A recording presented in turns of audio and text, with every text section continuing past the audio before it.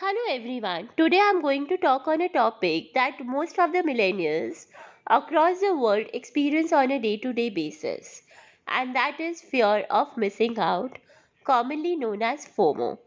So FOMO is genuinely a real phenomenon in today's world and is causing significant distress in lives.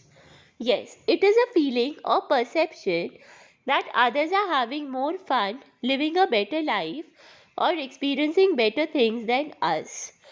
So, this obviously gives us a deep sense of envy and it affects our self esteem in a negative manner. It makes us feel worthless and our life meaningless. What happens is कि when you have FOMO, you always feel that your friends are partying, they may not have involved you, you might be missing out on something interesting. As a result, you keep on checking your social media. So, yes, people do check Facebook posts, Instagram stories, Snapchat stories on a regular basis to see what other people are doing. And once you try to see the stories of others, we often fail to realize that people always put the best side of their lives on social media, and we start comparing our regular life to the highlights of others' lives. We fail to realize that obviously this is the best part of their life and not the regular mundane life that all of us do have from time to time. So we start feeling worse than our peers.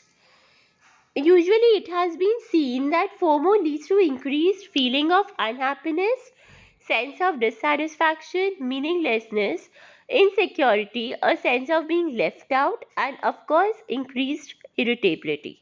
You constantly feel irritable and you are unable to focus on any task. This happens because suppose you are studying and you are constantly feeling, I hope my friends have not gone out. Let me check on social media if they have uploaded something. And for example, you started Instagram and you just saw one of your friends who have updated a story saying that they have gone for a drive with cousin.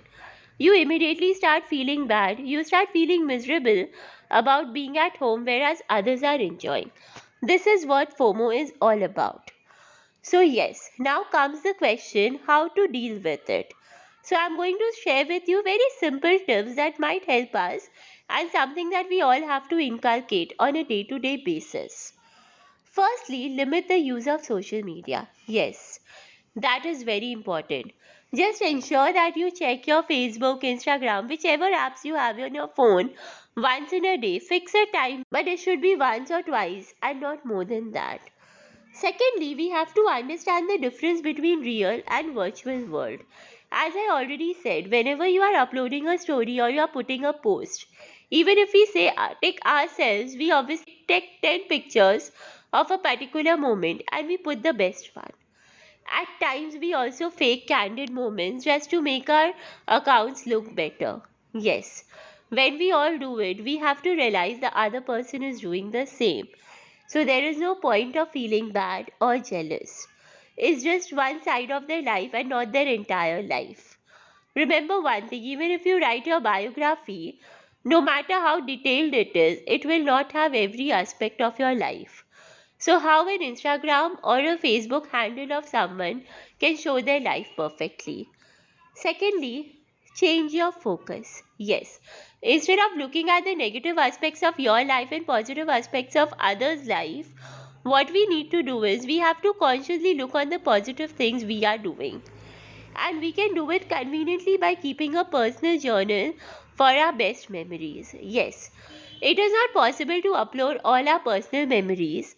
Then, obviously, everyone is not social media friendly, and there are people who prefer keeping their lives private. That doesn't mean they are not enjoying. It's simply that they are not sharing it with others, but they are having their share of fun and entertainment. So, if we keep a journal and we look at it, we would know that we are having fun and it will remind us of our pleasurable memories. So, we will not feel left out or we won't feel that we are missing out on something. Fourthly, what we need to do is we have to seek out real connection. It really doesn't matter how many friends you have on Facebook or Instagram. What we have to do is we have to prioritize relations over acquisitions. Instead of being happy about your likes or number of followers on Instagram, be happy to count the number of people you can reach out to if you are in emergency at the midnight. Think of the number of people who are ready to make your life more convenient, your problems easier. So we have to look for real life connections. Instead of seeing how many people sent you a WhatsApp or a Facebook on your birthday, instead of seeing how many people wished you on Facebook, just see how many people bothered to give you a call. And even if not, how many people at least gave you a text. So that is more important, that how many people want to be in touch with you. Don't get carried away by what others are getting. Be happy with what you have.